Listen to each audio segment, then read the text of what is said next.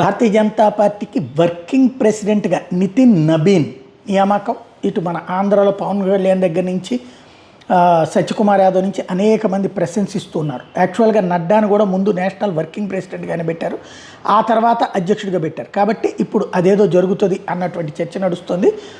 నాలుగోసారి ఇతను బీహార్లో మంత్రిగా పరిపాలించినటువంటి అనుభవం ఉంది. నాలుగోసారి ఎమ్మెల్యే గెలిచినటువంటి నాయకుడు కూడా. పార్టీ ఆర్గనైజేషన్ మీద మంచి పట్టుంది. గ్రౌండ్ లెవెల్ నుంచి జాతీయ స్థాయి వరకు పనిచేసినటువంటి ట్రాక్ రికార్డు కూడా ఉంది. అంటే ఆర్గనైజేషన్ తెలుసు, ప్లస్ పరిపాలన కూడా తెలుసు.